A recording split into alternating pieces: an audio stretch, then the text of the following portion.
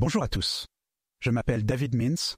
Je suis directeur de l'éducation psychiatrique, chef d'équipe au Austin Riggs Center, un centre de soins tertiaires pour le traitement des patients souffrant de troubles psychiatriques résistants au traitement. Il s'agit également d'un hôpital psychanalytique ou psychodynamique, où la dynamique des patients est considérée comme un aspect important des soins. Je suis également l'ancien chef du psychothérapie caucus de l'American Psychiatric Association, et la psychothérapie est donc un élément important de la façon dont je conçois la pharmacothérapie. À ce stade, je pense que nous allons changer de vitesse un tout petit peu et je pense que nous avons parlé de manière plus clinique de ce que vous faites lorsque vous êtes assis avec un patient et nous allons juste revenir au niveau de la base de données probantes qui sous-tend une grande partie de ce dont j'ai parlé dans les dernières vidéos. Nous allons donc commencer à nous concentrer sur la science de l'art de la psychopharmacothérapie. Il est probablement important de dire, et cela a été sous-entendu dans tout ce que j'ai dit jusqu'à présent, que les résultats de la médication, nous le savons, sont influencés par une série de facteurs psychosociaux.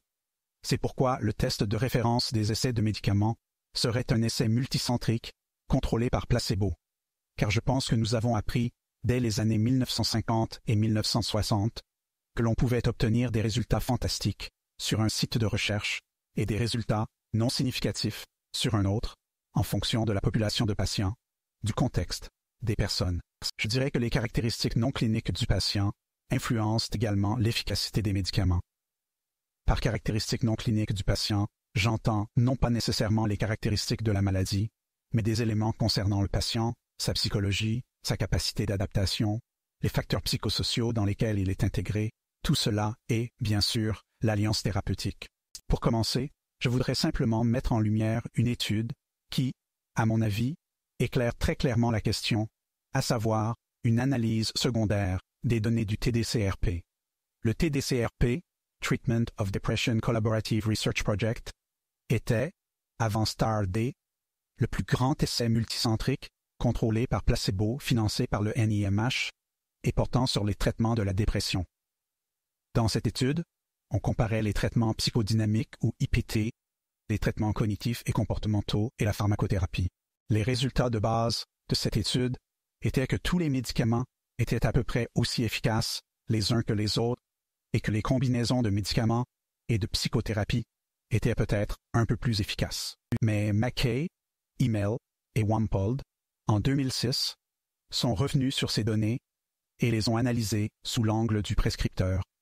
Ce qu'ils ont découvert de manière intéressante, c'est que les effets du médecin expliquaient une plus grande variabilité des résultats que la condition médicamenteuse elle-même. Ainsi, il s'est avéré, par exemple, que si un médecin obtenait de bons résultats avec un patient, il avait tendance à obtenir de bons résultats avec tous les autres patients. Et si un médecin obtenait de mauvais résultats avec un patient, il avait tendance à obtenir de mauvais résultats avec tous les patients. En utilisant la technique statistique de la modélisation hiérarchique linéaire, ils ont pu stratifier les prescripteurs de cette étude entre ceux qui étaient très efficaces ou obtenaient de bons résultats, ceux qui étaient modérément efficaces et ceux qui avaient tendance à être relativement inefficaces dans leur prescription. Et bien sûr, en termes de résultats d'études, les effets étaient additifs. Ainsi, les psychiatres, qui étaient considérés comme les plus performants lorsqu'ils utilisaient le médicament actif, avaient tendance à obtenir les meilleurs résultats.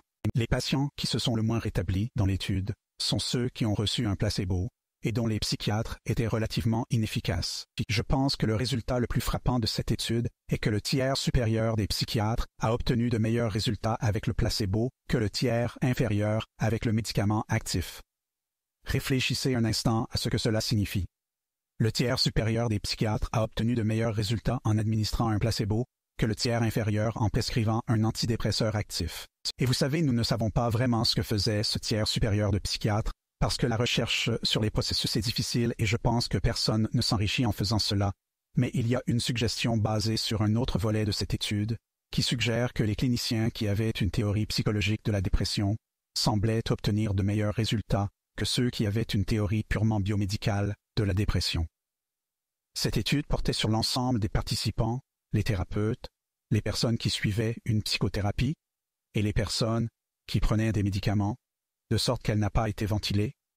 Nous ne savons donc pas avec certitude si c'est ce qui différencie les médecins, mais cela met en évidence ce que Michael Balint, le psychanalyste qui nous a donné le concept de centrage sur le patient, et aussi, je crois, le concept de formulation psychodynamique a dit en 1958, le médecin et le médicament.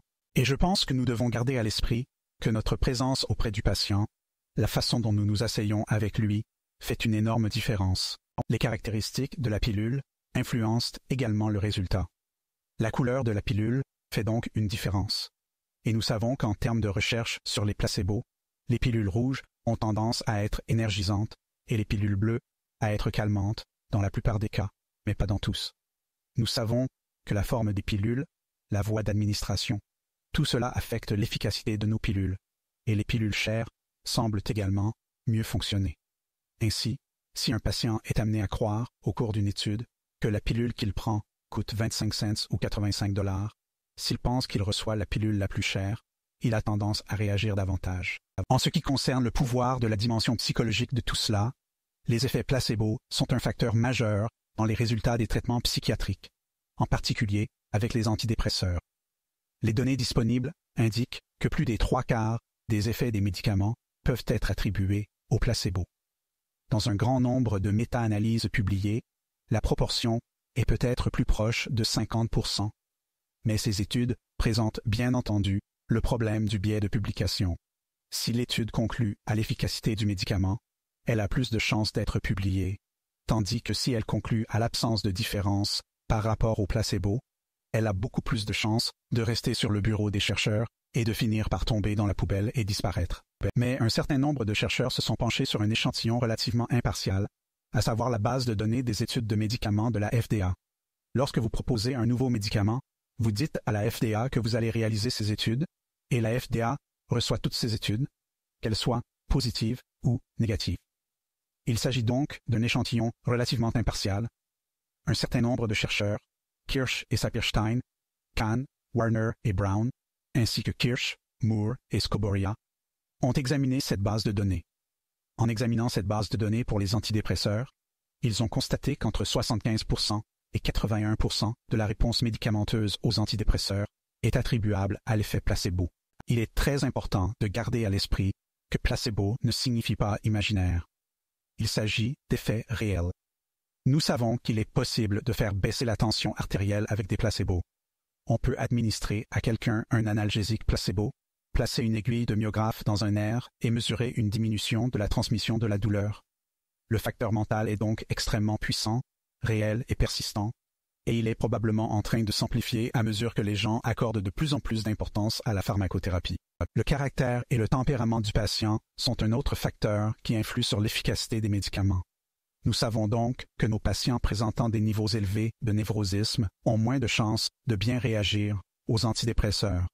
De même, les patients ayant un style défensif immature sont également moins susceptibles d'avoir une bonne réponse aux antidépresseurs, et ce sont des patients pour lesquels une combinaison, au moins avec une psychothérapie, est probablement indiquée. Les patients qui ont un locus de contrôle interne réagissent mieux aux antidépresseurs que ceux qui ont un locus de contrôle externe. Les dimensions d'autonomie et de sociotropie influencent également les résultats de la médication. Je pense donc que vous comprenez ce qu'est l'autonomie. Les personnes qui se sentent motivées, responsables d'elles-mêmes, vous savez, prêtes à suivre leur propre voie. La sociotropie est une caractéristique de la personnalité qui fait que les gens sont très attentifs à leur environnement social, anxieusement attentifs. Ils veulent plaire. Ils ont du mal à être en désaccord et sont très préoccupés par leur position vis-à-vis des autres. Ainsi, les patients qui ont un niveau élevé d'autonomie et un niveau faible de sociotropie ont, pour environ 3/4 d'entre eux, une bonne réponse aux antidépresseurs. En revanche, les patients qui ont un niveau élevé de sociotropie et un niveau faible d'autonomie ne sont qu'un tiers à répondre correctement aux antidépresseurs. L'attitude de nos patients influe également sur l'efficacité des médicaments. Nous savons donc que les patients qui ont des attentes très élevées en matière de traitement ont également des taux de réponse très élevés, allant jusqu'à 90% pour les antidépresseurs. En revanche, les patients dont les attentes sont faibles ne répondent aux antidépresseurs que dans un tiers des cas. Par ailleurs, en ce qui concerne les attentes, nous savons que les attentes négatives à l'égard du traitement augmentent la probabilité que les patients ressentent des effets secondaires qui, dans de nombreux cas, sont des réponses nocebo liées à l'attente d'un préjudice. Enfin, en ce qui concerne les attitudes des patients, il convient de noter que la théorie de la maladie du patient influe sur l'efficacité de ces médicaments. Il s'avère donc que les patients qui ont une théorie psychologique de la dépression, qui considèrent leur dépression comme non biologique, ont tendance à obtenir de meilleurs résultats avec les antidépresseurs. Du moins, dans le cas d'une dépression légère à modérée. Il semble qu'à partir du moment où l'on est en présence d'une dépression sévère, cette démarcation ne tient plus. En revanche, les patients souffrant d'une dépression légère à modérée ont plus de chances de bénéficier d'un traitement s'ils considèrent que leur dépression est d'ordre psychologique. Pour résumer, voici quelques points clés. Tout d'abord, je pense que la psychiatrie se concentre de plus en plus sur la fourniture de traitements fondés sur des preuves. Dans la pratique, cela signifie souvent que l'on se concentre sur la base de données biomédicales qui relient la réponse aux médicaments à des catégories de diagnostics particulières. Dans le même temps, on a généralement négligé la base de données psychosociales que je décris et qui fournit aux prescripteurs des conseils sur la manière de prescrire plutôt que sur ce qu'il faut prescrire pour obtenir des résultats optimaux. En fait, dans de nombreux cas, les facteurs psychosociaux exercent un effet plus important sur les résultats de la médication que la médication elle-même. Et comme nous l'avons dit, la personne du prescripteur, ainsi que les antécédents, le tempérament, les attitudes et les croyances du patient influencent profondément les résultats du traitement et doivent être pris en compte lorsque nous essayons de traiter nos patients, et en particulier les patients réfractaires au traitement.